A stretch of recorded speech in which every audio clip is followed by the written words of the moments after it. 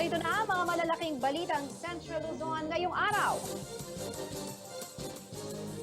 Lubao at Mabalaka, wala na aktibong kaso ng COVID-19. LGU, nagpaalala na sundin pa rin ang health protocol.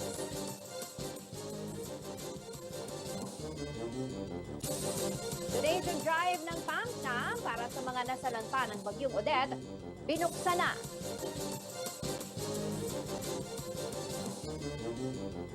Mga ipinagmamalaking produkto ng Nueva Ecija, mabibili na sa website na bili-ne.com.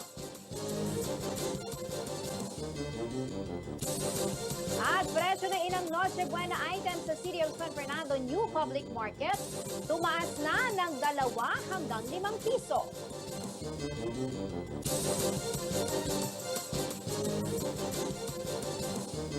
Magandang gabi ka rin yun. Ako po si Jennifer Salenga. Oras na para sa mga may init na balitang Central Luzon.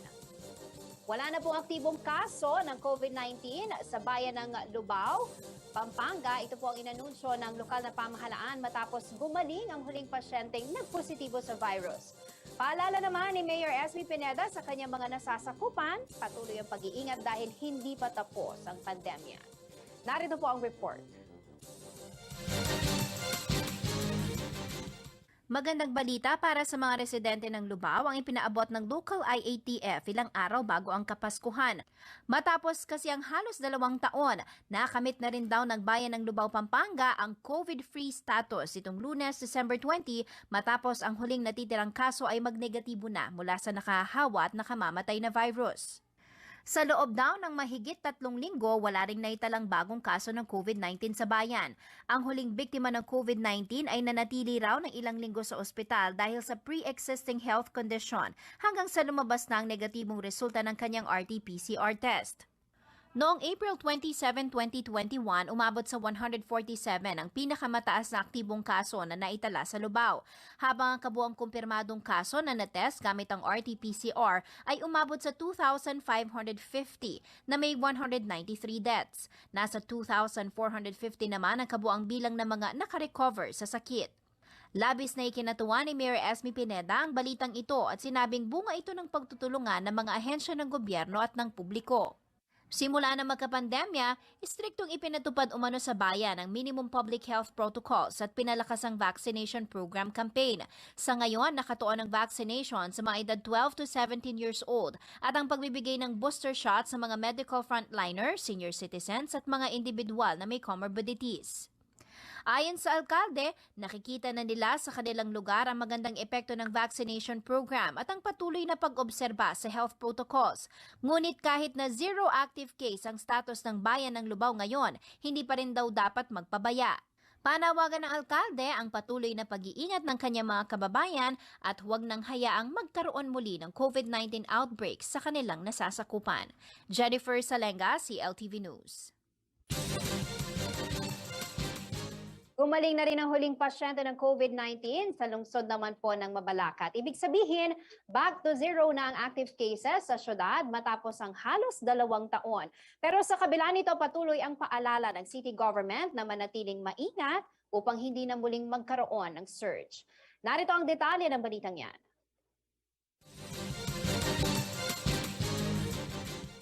Matapos ang halos 2 taong pakikipaglaban sa COVID-19 pandemic, nakamit na rin ng Mabalacat City ang zero COVID active cases, kasunod ng paggaling ng nag-iisang COVID-19 patient mula Barangay Dao.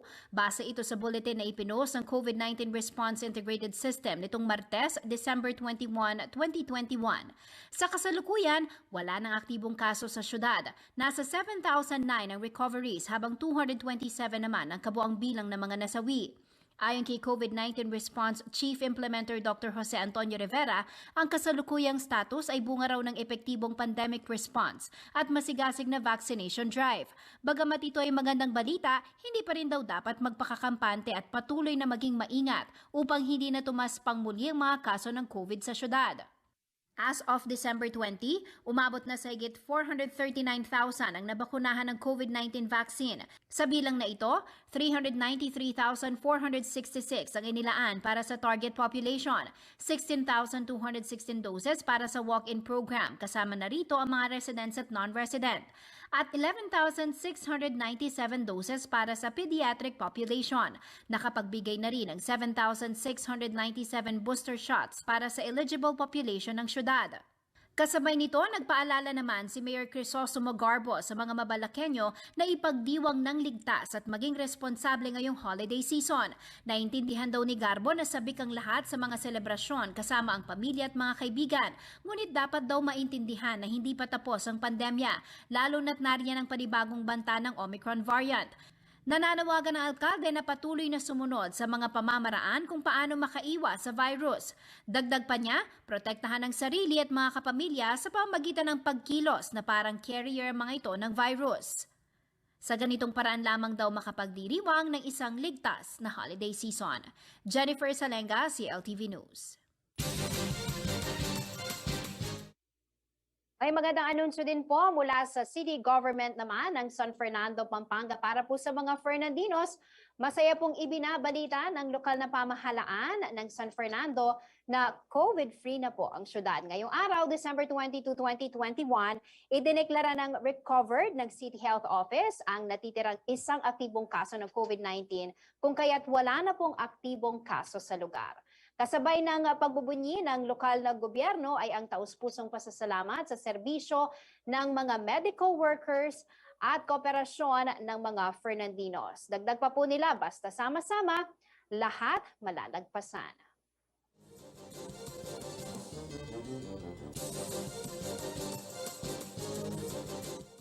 Sa ibang balita, aprobado na po sa Department of Health ang pagbibigay ng COVID-19 booster shot sa mga nabakunahan 3 buwan matapos ang kanilang second dose. Paraan daw ito para higit na bigyang proteksyon ang ating mga kababayan laban sa mas nakahahawang Omicron variant.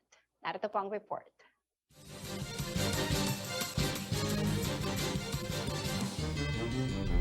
Simula ngayong Miyerkules, mas pinaikli na ang interval na ipatutupad para sa pagbibigay ng booster shots kontra COVID-19. Ayon kay Health Secretary Francisco Duque III, sa ilalim ng bagong pulisiya, maaari nang magpa-booster ang mga adults o edad 18 years old pataas, 3 buwan matapos maturukan ng second dose ng primary 2-dose vaccine o at least 2 months matapos maibigay ang primary single-dose vaccine.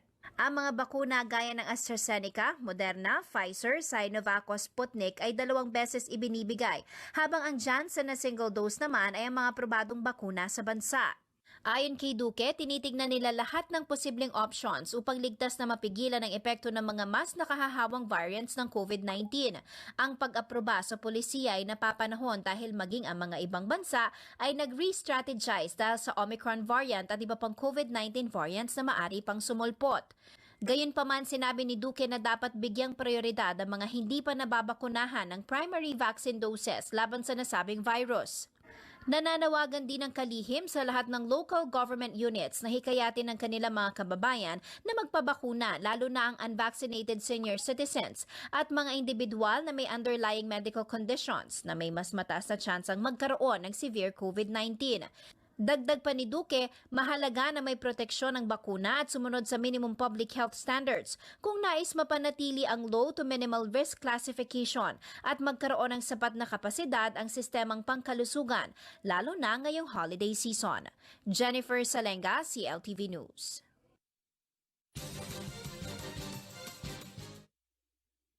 Manatiling nakatutok para sa iba pang mga nangungunang balita ngayong araw.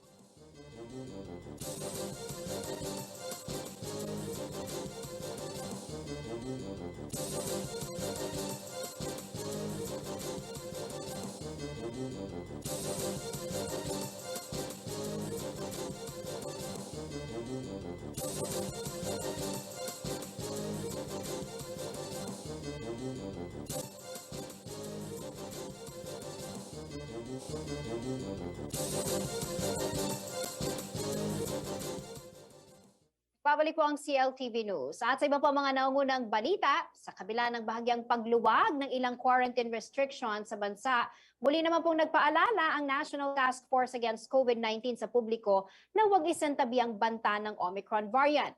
Inatasan na rin ang mga lokal na pamahalaan na doblehin ang paghahanda sa mga isolation facilities at repasuhin ang pandemic response plan. Narito po ang report ni Vinyao Pawid.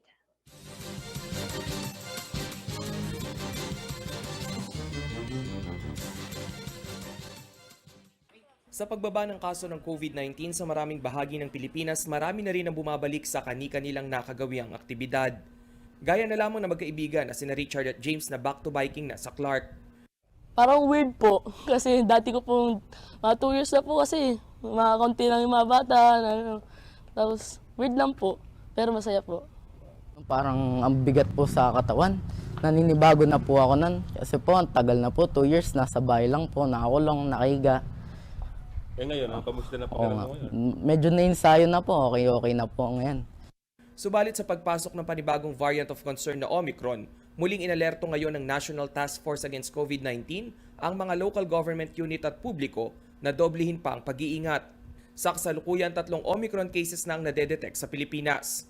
Sinabi ni Vaccine Czar Carlito Galvez Jr. na ang tumataas na kaso ng COVID-19 sa Amerika ay dahil sa Omicron variant. Dagdag pa ng kalihim, inaasahan ng World Health Organization na magkakaroon ng overwhelming na pagtaas muli ng COVID cases at hospitalization dahil sa mataas na transmission rate ng bagong variant.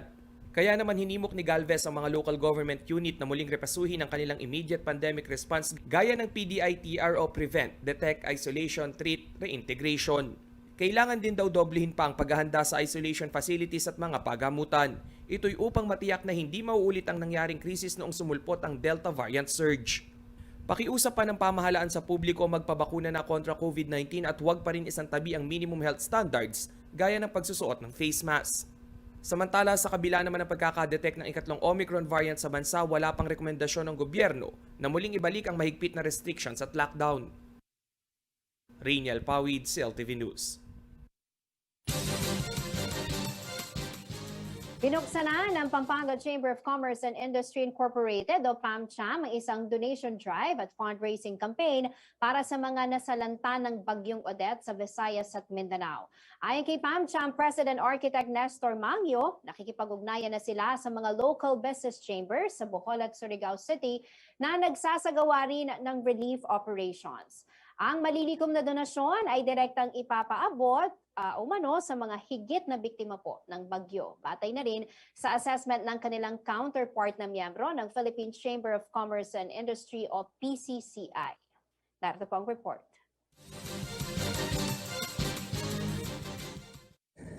Matinding pinsala ang inabot ng malaking bahagi ng Visayas at Northern Mindanao matapos ang pananalasa ni Super Typhoon Odette.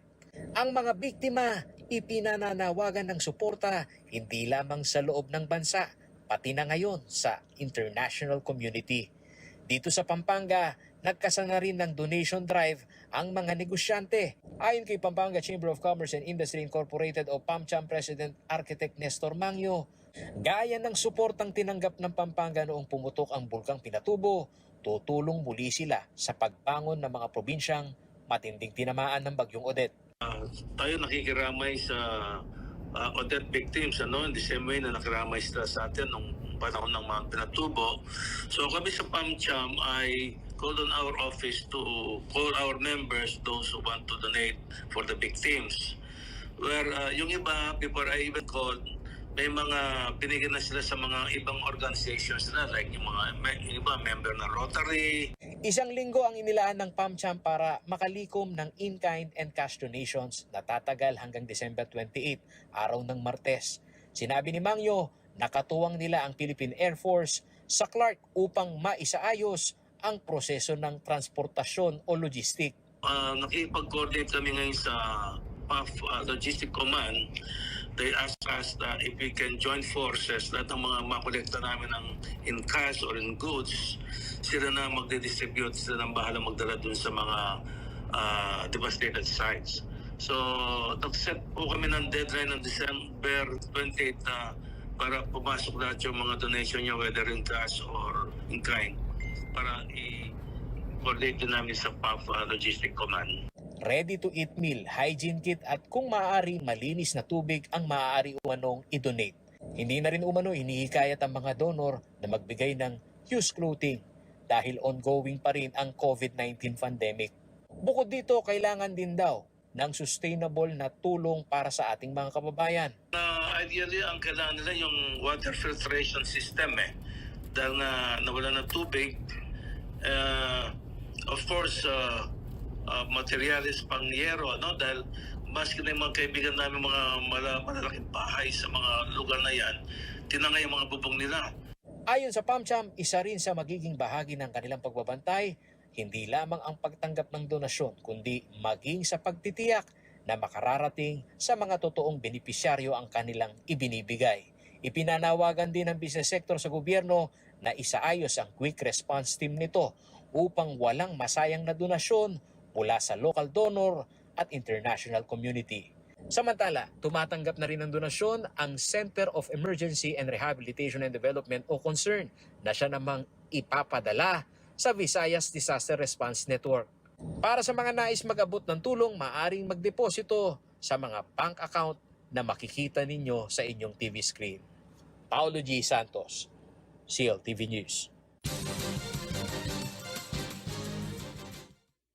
Hanap nyo ba ay mga produktong gawa sa Nueva Ecija? Karaniwan, hindi nyo na po kailangang bumiyahe pa dahil mabibili na ang mga ipinagmamalaking gawa ng mga Nueva Ecijano sa website na kung tawagin ay bili-ne.com. Tara na silipin natin ang nasabing website sa ulat ni Angelica Cara.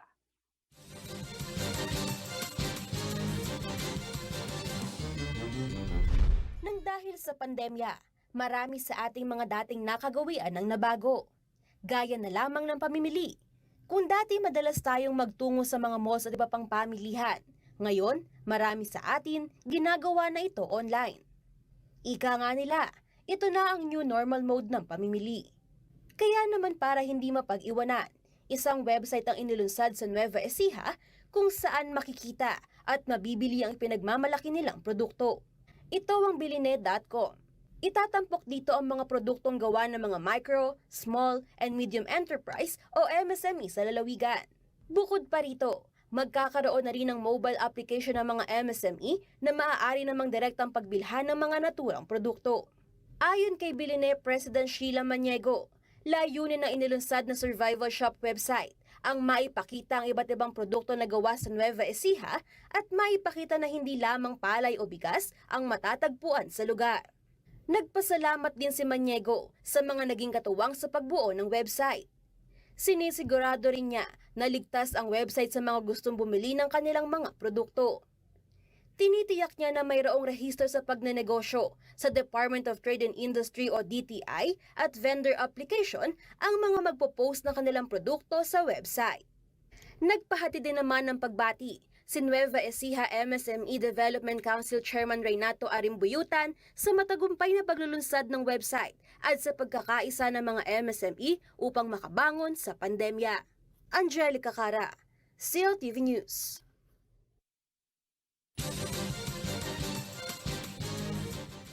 Manatiling nakatutok at magbabalik ang CLTV News.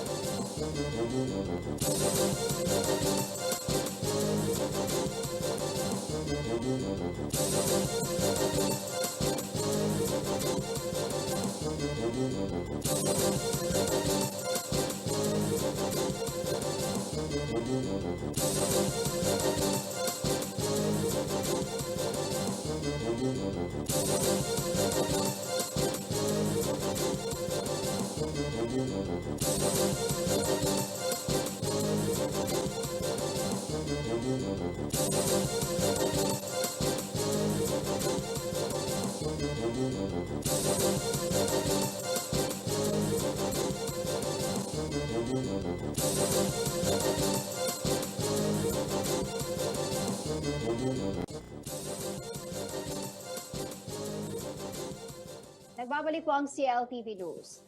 Muling susubukang maluklok bilang alkalde ng Florida Blanca, Pampanga ni Eddie Guerrero. Nanungkulan po siya bilang alkalde taong 2007 hanggang 2016.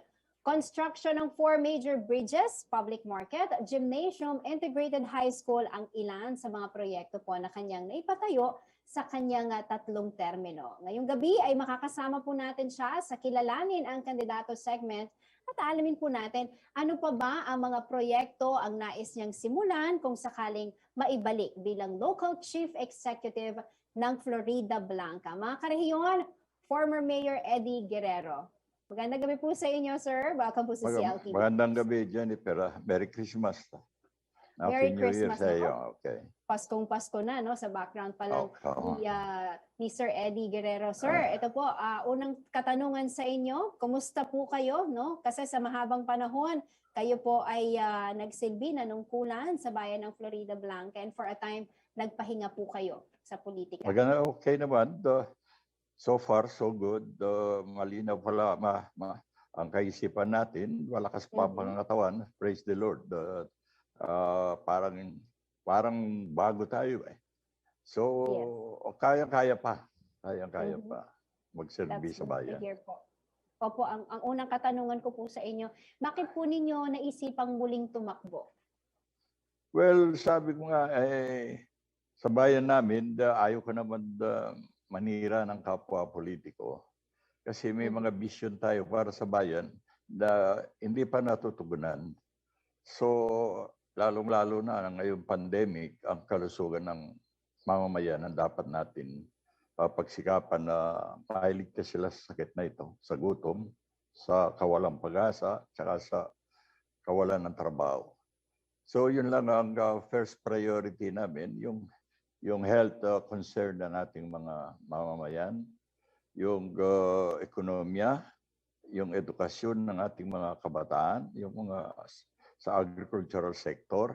Yun lang muna. Huwag muna yung mga kalsada, kanal-kanal. Huwag muna yan. Ang pagtunoy natin ng pansin, sabi ko, there is no greater development than to develop the human being. Hindi pwede develop natin puro infrastructure. Hindi natin na-develop yung tao. So tao muna bago lahat.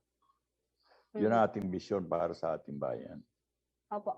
Mayor, para ma-refresh lamang po no, yung ating mga kababayan, lalo na sa Florida Blanca, sa 3 termino ho ninyong panunungkulan bilang alkalde, no, bilang chief executive sa bayan ng Florida, ano po yung mga masasabi ho ninyong major projects po na ginawa ninyo na malaki ang naitulong sa inyo pong mga kababayan sa Florida Blanca? Ang major projects na ginawa ko, unang-una yung bahay pamahalaan, yung munisipyo, inayos ko para kasi sa akin, yun ang tahanan ng mga mamamayan eh.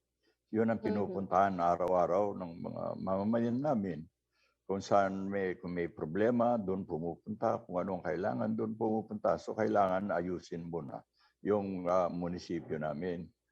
So pangalawa, kinuha ko yung mga bridges na kailangan namin. So in my term, nag-construct ako ng mga 4 na bridges sa amin, connecting different barangays, connecting the town of Florida Blanca to other towns, ganun. Para nun, ang produkto ng mga magsasaka namin ay naililipat namin ng magaan, mabilis. So, yun nga, pangalawa, yung edukasyon dahil nung kaupo ko, walang building, walang grounds, walang campus yung Diosdado Macapagal Memorial School. Integrated sila, walang parang squatter sila doon sa Central School. So, within 100 days, hinahanapan ko sila ng lupa, ginawa ng mga buildings. Ngayon, thousands sa mga nag-aaral doon sa Diosdado Macapagal Memorial High School. Pangatlo, yung mga palengke namin nasunog. So, ginawa namin na yun. Binago namin yung palengke. Gumawa rin kami ng mga buildings doon para in preparation for the Florida Blanca Community College. At saka yung gymnasium namin, yung sports center, yung mga kung saan, lahat ng mga sports activities, conventions, doon ginagawa, inayos din namin yun. So, yun, at saka mga iba-ibang mga infrastructure projects pa. Pero ang aking priority ngayon, sa susunod, kung sakali pala rin, ay tao muna ang aking ayusin. Tao muna. Wala nang iba, tao muna. All right. sa loob po ng 3 termino, no, ang dami po ng mga nagawa, no, para po sa Florida Blanca. Pero sabi niyo nga po meron kayong vision, ano, para sa bayan ng Florida Blanca. Ano pa po ba, Mayor, yung hindi po ninyo nagawa noon na nais po Hindi ninyong ko- ipagpatuloy, no? Of course, maliban po dun sa sabi niyo nga, kasi because of the situation, ang priority po natin ngayon yung tao, yung health ng tao, no? Of course, ito po ay talagang kahit sino ito ang nais unahin, no, dahil nga po sa sitwasyon natin ngayon. Pero yung mga plano pa ho ninyo, no, yung Ang plano vision ko, po na ang sinasabi plano ninyo, ko ano pa kasi po ba yun? meron dito sa poblasyon namin, meron kaming maliit na park. Ang gusto ko gawin kong parang kalsada na lang 'yon, parang rotonda ba? Dahil ang nagiging problema traffic. Traffic ang nagiging problem sa natural lang umaasenso ang isang bayan, dumadami yung mga sasakyan, so nagkakaproblema sa traffic. So ang plano ko alisin yung kung makakita kami kung saan pwedeng ilagay yung park. Pero yung park dun sa poblasyon ay pwede naming alisin na yon. Gagawin kami parang rotonda na yon. Yun ang unang gagawin para doon sa infrastruktura. Pangalawa, gusto kong gibayin kasi meron kaming market annex na medyo pwede nang i-condemn, baka may madisgrasya pa. So gusto kong gibayin yun, gagawin kong terminal ng mga transportasyon tricycle. Gagawin kong terminal. So yun ang major project na gagawin namin. At saka isang municipal cemetery na pwede kong ilipat na yung old cemetery namin dahil congested na, punong-puno na. So hindi na maganda. Pagpasok mo sa bayan ng Florida Blanca, cemetery aabutin mo.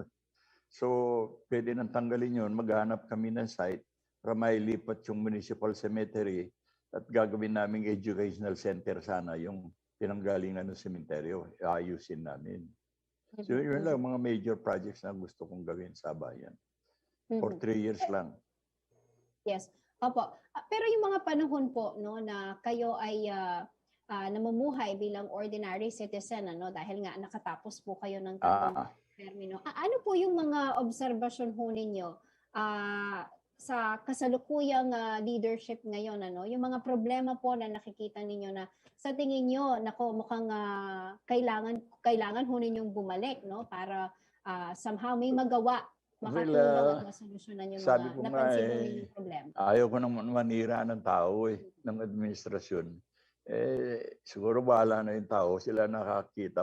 But for me to say na hindi maganda yung administrasyon, napabayaan yung tao, hindi ko gagawin. Hindi ko gagawin yun. So yung sa akin lang ang aking gagawin. Plano para sa bayan, yan pwede ko sabihin. Pero para sirain ko yung isang tao, ay hindi ko gagawin. Pero how are you preparing? Naghahanda pa po ba kayo sa inyong pagbabalik or habang nakapahinga Of course. po kayo, pinag-iisipan nyo na kung ano pa ba pwede nyo Nakahanda naman ako. Alam mo naman ako kasi hindi ako papasukan ng isang bagay na hindi ako nakahanda. So kung hindi ako nakahanda, ihinto ako. Pero nakahanda naman ako sa labang ito. At nakahanda na rin yung mga plano ko, nakahanda yung mga gagawin ko sa bayan. So, well and good, okay naman. Wala namang problema. So, handang-handa ako. Sir, ang sabi ho ninyo, magiging prioridad ho ninyo ang mga tao. No? oo. Ano po ba yung uunahin ho ninyo? Ano po yung mga plano ho ninyo para po sa mga mamamayan ng Florida Blanca? Unang-una, yung kalusugan ng mga tao. Kalusugan dahil nasa pandemic tayo, sa COVID-19. Although pwede natin sabihin medyo mababa na, paalis na siguro. Pero hindi tayo pwedeng magpakampante. Kailangan naka-ready pa rin tayo para tulungan yung mga tao. Pangalawa, yung pagkain ng tao. Dahil sa inabot na almost 2 years na pandemic na ito, na umina yung trabaho, walang trabaho. Yung nagninegosyo, umina rin. So kailangan natin tulungan yon to uplift their situation. So tao muna ang ating ayusin sa kanilang health situation, sa gutom na ito, sa kawalan ng trabaho, Tsaka yung mga magsasaka natin, nakikita ko, puro nalulugi yung mga magsasaka. Ngayon, tingnan mo yung palay na yung harvest nila. Kung bilhin ng mga merchants at 12 pesos per kilo, talon-talo yung magsasaka. So, sabi ko, kailangan may ayuda yung gobyerno para dun sa, kasi dati-dati, mga 17, 18 pesos yung per kilo doon pa lang kumikita yung farmer So, ano ang gagawin ng gobyerno? Sabi ko, dapat mag-establish na ng Palay Price Stabilization Fund to sustain yung diferensya. Kung diferensya 5 pesos, let the government shoulder the 5 pesos na diferensya para naman hindi malugi yung magsasaka. So, lagi nating pinupuri yung mga magsasaka, pero hindi naman natin tinutulungan So, kailangan merong tulong na manggagaling sa gobyerno. Marami naman batas dyan. Merong Republic Act 11203, yung Rice Tarification Bill, kung saan may mga ayuda ang gobyerno dyan. Meron yung sa GIPSACA, yung Republic Act 11321. So maraming may tutulong para sa mga magsasaka. Plus yung pondo dun sa local government, malaking tulong sa magsasaka. Pangalawa, yung pagkain, yung food security, naka-assure yung bayan namin sa pagkain. So pangatlo, yung edukasyon ng mga kabataan. So dapat yung kabataan natutulungan natin, mga scholars natin Sabi ko kailangan ilibre yung mga pamasahe nila o kaya bumili kami ng bus na natid-sundo na lang sila, bigyan mo ng allowance because lagi natin sinasabi education is the great equalizer. Paano magiging kung hindi natin ayusin yung kabataan magiging perwisyo to Kailangan yung kabataan nakaayos, nag-aaral. Iba yung bayan na edukado tao, literate yung tao, sigurado, laangat yung bayan Pero kung ang bayan mo, puro hindi nakapag-aral yung kabataan, nagiging perwisyo. So, yun ang ating tao muna. Yung infra, kalsada, kanal, makakapagintay yan Pero yung tao, kuminsan hindi naman pwede maghintay yan. So, the urgent necessity is to develop the human being. Alright. Sa punto pong ito, binibigyan ko po kayo ng pagkakataon kung meron po kayong nais na mensahe na ipaabot sa inyo pong mga kababayan sa Florida Blanca. Go ahead po, sir. Napaabot ko na yung mga programang gustong gawin para sa bayan. All I want to say is, sabi ko nga ngayong Kapaskuhan, sabi ko, bakit kung Pasko, nagkakasundo, nagmamahalan, masaya yung tao? Bakit pag lampas ng Pasko, nag-aaway na? Hindi ba tayo pwedeng magkasundo, maging masaya all year round? Hindi ba pwede yung ganun?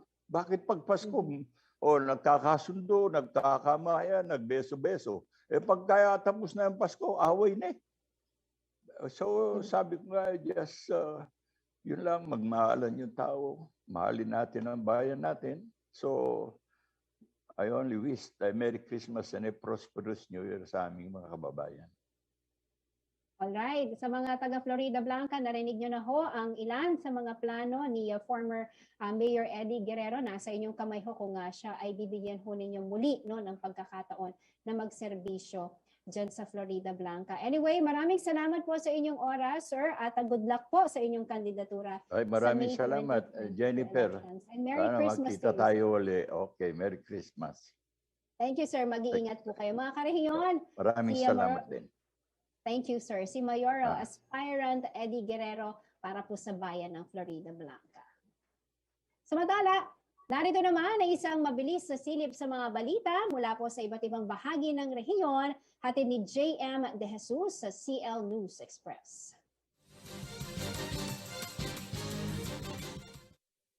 Umabot na sa 474 ang bilang ng mga establishmento sa Central Luzon na nakatanggap ng safety seal mula sa Department of Trade and Industry as of November 30, 2021.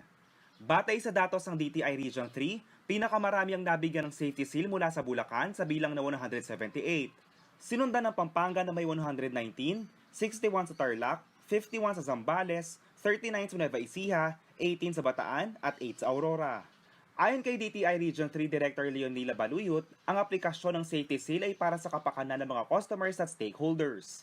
Ang proyektong ito ay direktiba ng Interagency Task Force for the Management of Emerging Infectious Disease, lalo na at may kinakaharap tayong pandemya.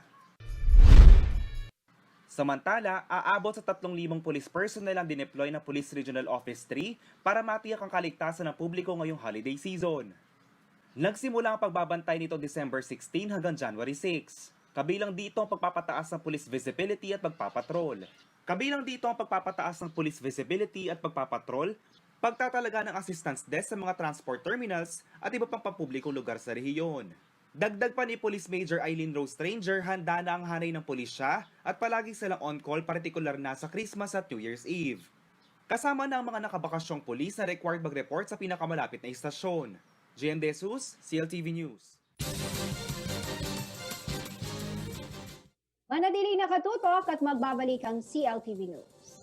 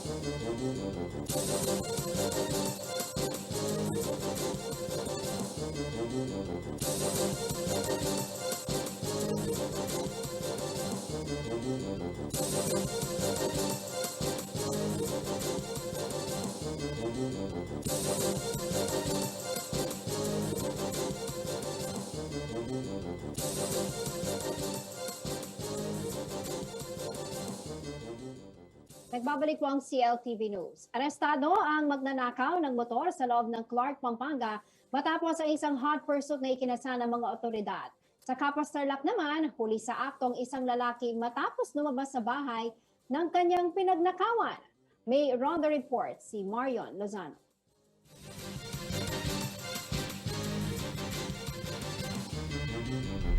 Arestado ang isang lalaki habang nakatakas naman ang mga kasama nito sa isang hot pursuit operation sa Clark Freeport, Clarkfield, Mabalacat City, Pampanga nitong linggo. Ikinasa ng Mabalacat Pulis ang operasyon laban sa mga suspect sa motor napping na nangyari noong December 15 sa loob ng Clark Special Economic Zone, Clarkfield, Pampanga. Na-recover sa suspect ang ninakaw ng motor na may plakang 426 ROC.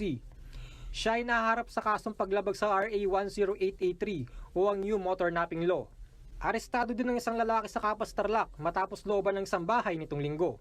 Ayon kay Police Lieutenant Colonel Ray Apolonio, ang hepe ng Capas Police, nadatnan umano ng biktima ang isang hindi kilalang lalaki na palabas ng kanilang tahanan. Agad umano nilang hinuli ito at itinawag sa Capas Police Station. Lumitaw sa pag-iimbestiga na sinira ng sospek ang padlock ng gate at front door ng bahay, kaya ito nakapasok sa loob. Na-recover sa sospek ang iba't ibang uri ng alahas na nagkakahalaga ng 670,000 pesos. Nahaharap ang sospek sa kasong robbery. Samantala, nadakip naman ang top 3 most wanted ng Gabaldon Nueva Ecija noong December 17 sa Lanao del Norte. Ayon kay Police Colonel Roderick Biocampo, ang acting provincial director ng Nueva Ecija Police Provincial Office, nagsagawa umano ang Gabaldon Police katuwang ang ibang law enforcement unit ng isang manhunt at intelligence-driven operation sa Purok 3 Poblasyon, Salvador, Lanao del Norte, kung saan nagtatago ang sospek. Sa pakikipagtulungan ng Salvador Municipal Police Station, Lanao del Norte Police Provincial Office at Police Provincial Office 10, nadakip ang 36 anyos na lalaki na residente ng Barangay Pantok, Gabaldon, Nueva Ecija. Ang suspect ay nahaharap sa kasong frustrated murder. Marion Lozano, SEAL TV News. Agya na pong tumaas ang presyo ng ilang Noche Buena items sa New San Fernando Public Market. Paalala naman po ng Department of Trade and Industry o DTI sa mga nagtitinda sumunod sa inilabas sa Suggested Retail Price o SRP. Nagbabalik si Marion Lozano.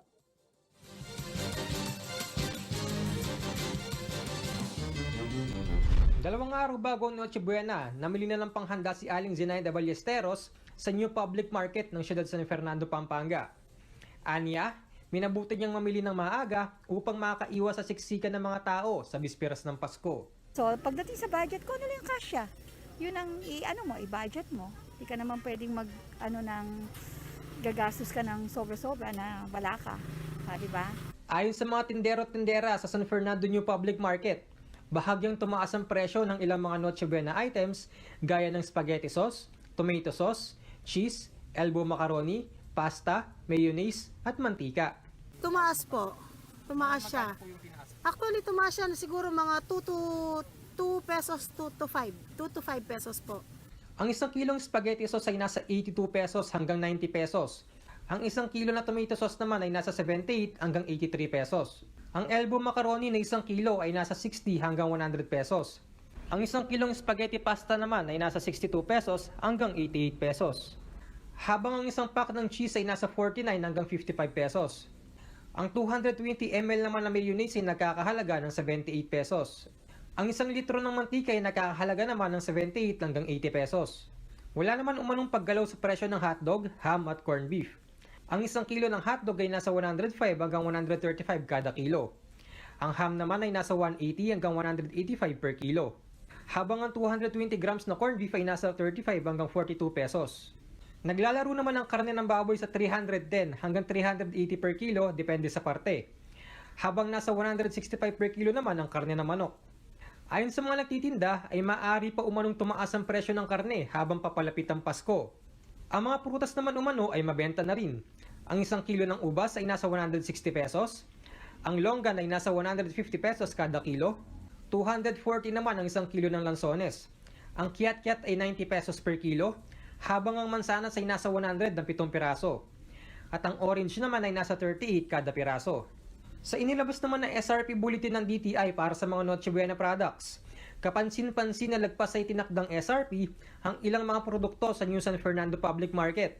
Tulad na lamang ng isang kilong spaghetti sauce na dapat ay nasa 68 pesos in 25 centavos hanggang 76 pesos and 25 centavos lamang.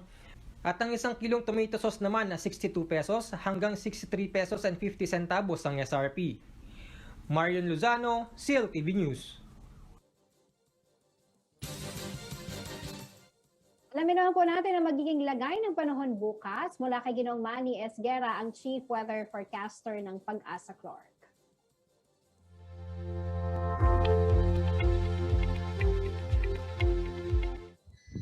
Magandang gabi po, narito po magiging taya ng panahon sa susunod na 24 oras. Intertropical Convergence Zone po ang nakaka-apekto dito po ngayon sa may Southern Mindanao. Nakapaloob po dito yung LPA na binabantayan natin na lumalaki po yung tsansa na mabubuo bilang isang ganap na bagyo kapag po siya ipapasok na sa PAR ng Pilipinas. So yun po yung ating binabantayan pa sa ngayon at nagbibigay po tayo ng update tungkol po dito. 60 to 70% na po na posible na po sa mabuo bilang isang bagyo at namove na rin po yung araw. Papasok po yung LPA ng 26 or 27 ng morning and then posible pong mabuo bilang bagyo from 29 or 30 ng December pa rin po. So hahabol pa po siya ng isa bago mag-New Year. Sa ngayon po, ang Davao Region magiging maulap ang papawiri na may inaasahan po mga kalat-kalat ng mga pagulan, pagkidlat at pagkulog dulot po ng ITCZ. Ang Metro Manila po at nalalabing bahagi ng bansa, kasama na po ang Pampanga, bahagi hanggang sa Comisan ay magiging maulap ang papawiri na may inaasahan din po mga isolated cases lamang po ng mga rain showers at thunderstorm. So ito po ay dulot ng ITCZ at ng localized thunderstorm. So sa ngayon po ay medyo na mahinga po si hanging amihan, pero babalik din po ito sa malususunod ng araw. Kaya po medyo maalisangan po ang magiging pakiramdam natin at konting lamig lamang po itong ating mararanasan. So pinag-iingat pa rin po ang lahat at magabang na lamang po tayo ng update tungkol po sa LPA na nasa labas po ng PIR, pero ito po ay minomonitor na po natin ng maigi. Ingat po ang lahat, magandang gabi po. At yan ang mga balitang nakalap ng CLTV News. Kasama po ang buong pwersa ng CLTV News and Current Affairs. Ako po si Jennifer Salenga. Maraming salamat po. Mga karehiyon, 3 araw na lamang po at Pasko na.